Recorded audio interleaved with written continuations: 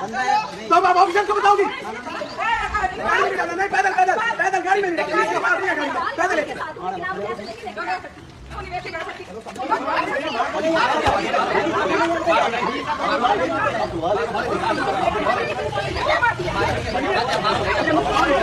बिस्मिल्लाहिर्रहमानिर्रहीम। अस्सलामु अलैकुम व रहमतुल्लाहि व बरकातहू। की हाल चाल है जी? ठीक ठाक हो? उम्मीद है अल्लाह ताला दे हुक्म दे नाल इंशाअल्लाह तुसीं सारे ठीक ठाक होवोगे। अल्लाह ताला सब ते रहमतां फरमाए। अल्लाह ताला सब नूं अपने हिफ्ज़ो ईमान दे विच रखे। अज दे व्लॉग दे विच आ जिहड़ी तुसीं एक वीडियो वेखी आ, सोशल मीडिया दे उत्ते बड़ी गर्दिश कर रही आ, वायरल हो गई आ। इस वीडियो दे विच तुसीं वेखिआ कि एक औरत है जिहड़ी अपने लड़के दे नाल गड्डी दे विच सफर कर रही आ और दूसरी साइड ते एक स्कूटी दे उत्ते 3 जने बैठे हुंदे ने ते ओह स्कूटी नूं जिहड़े आ ना टक्कर मार दिंदे ने। स्कूटी जिहड़ी आ गिर जांदी आ। कोई इस तरह दा लड़ाई दा झगड़ा मामला शुरू हो गया और फिर उत्थे इटां चल गईयां और वो गड्डी वाली जिहड़ी औरत सी और लड़का उन्हें फिर पिछों मेरे ख्याल फोन किया, बुलवाया घरों, बुलवा के उस जिहड़ी स्कूटी वाली औरत सी उन्होंने खुईदियां रहियां ते गड्डी विच बहाण दी कोशिश की। उहदी मुकम्मल तफसीलात कि यह वाकया कित्थों दा कदों पेश आया अज दी इस वीडियो दे विच। यह वाकया जिहड़ा 17 अगस्त नूं मुल्तान कैंट थाणे दे विच दर्ज हुंदा। ये 17 अगस्त नूं वाकया आ।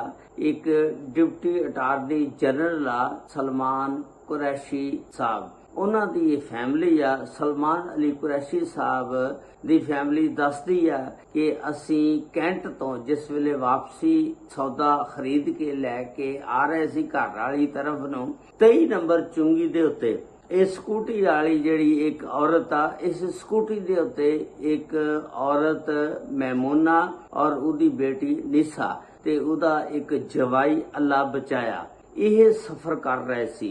दसदी है कि जिस वेले 23 नंबर चुंगी ते पहुंचे असीं ते ये स्कूटी वाले साडे अगे लग गए। उस तो बाद असीं काफी दफा विसल दिता ते इन्हां ने स्कूटी साइड ते नहीं कीती ते जदों असीं किसरानी चौक ते पहुंचे आ ते मेरे बेटे ने शीशा खोल के कहा कि तुहानू किन्ने विसल दिते हैं, तुसीं सानू रास्ता नहीं दिता हैगा। मेरे बेटे ने शीशा खोल के कहा कि पीछे मर्द बैठा हुआ था कि भाई आपको हॉर्न दे रहे हैं, रास्ता दे दे। उस बंदे ने फौरन मेरे बेटे को गाली दी है। जो ही उस बंदे ने गाली ते ये सलमान कुरैशी दा बेटा है तो शहीर जी ने शीशा खोल के गल की। नाल उदी बेगम बैठी है जिहड़ी वो भी किसे ओहदे ते फायज आ।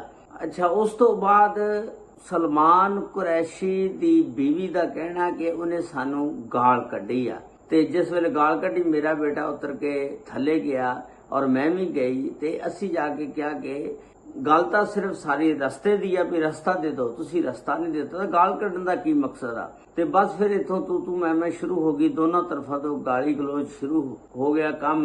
ते उस तो बाद सलमान अली कुरैशी दी बेगम दसदी आ, लेकिन तुसी वीडियो दे विच वेखो कि सलमान अली कुरैशी दी बेगम जिहड़ी आ फिर जदों उत्थे गाली गलोच ड्रामा शुरू हो गया पिछे फोन कर दिया घर ते सलमान कुरैशी दी बेगम दा नाम सी ज़ाहदा बीबी।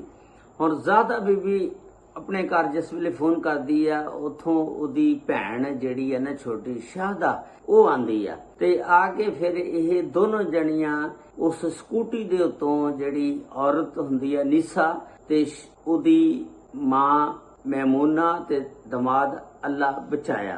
बस फिर उथों उन्हां नूं खिचदे आ। ये देख लो तुसीं कि खिचदे आ जिस वेले हुण इहदे च पता नहीं किहड़ा घर सच्चा किहड़ा झूठा, लेकिन वीडियो के मुताबिक अगर देखा जाए कि ये दोनों स्कूटी तो उन्होंने खिंचदियां वीडियो बन रही है, वो कहती है मैनू छड़ दो, मैनू ना मारो, इस तरह कर रही है और दसदे ने कि यह धमकियां भी उन्होंने लांदियां रहियां डेरे ते ले जाके असीं तैनू मार देंगे, इस तरह करांगे, ये वो। हुण वीडियो तुसीं फैसला करो कि किहड़ा बंदा सच्चा किहड़ा झूठा।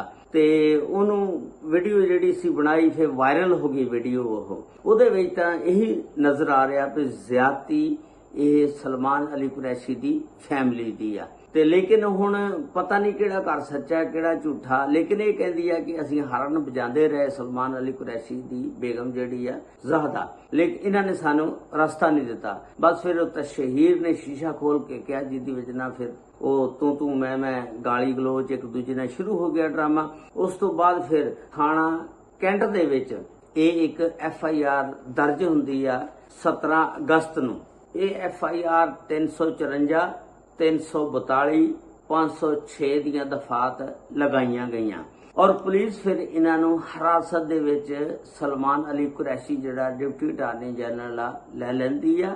ਔਰ ਫਿਰ ਇਤਵਾਰ ਵਾਲੇ ਦਿਨ ਮੈਜਿਸਟ੍ਰੇਟ ਜਿਹੜਾ ਹਾਲਾਂਕਿ ਛੁੱਟੀ ਹੁੰਦੀ ਆ, ਉਹਨੇ ਅਦਾਲਤ ਖੋਲੀ ਔਰ ਉਸ ਮੈਜਿਸਟ੍ਰੇਟ ਦਾ ਨਾਮ ਨਿਮਰਾ ਸਈਦ ਆ, ਜਿਹਨੇ ਅਦਾਲਤ ਖੋਲ ਕੇ ਇਹਨਾਂ ਨੂੰ 50,000 ਰੁਪਏ ਮੁਚਲਕੇ ਦੇ ਉੱਤੇ ਜ਼ਮਾਨਤਾਂ ਦੇ ਕੇ ਰਿਹਾ ਕਰ ਦਿੱਤਾ।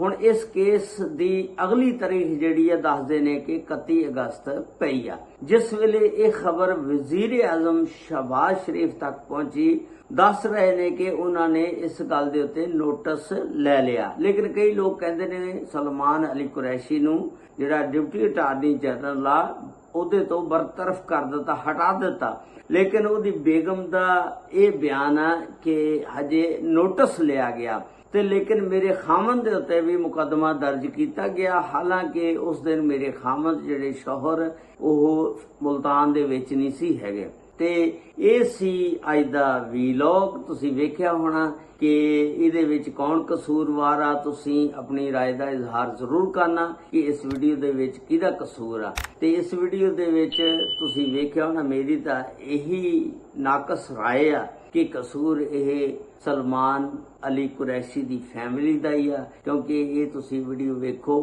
ਖਿੱਚ ਰਹੀਆਂ ਧੋ ਰਹੀਆਂ ਉਹਨਾਂ ਨੂੰ।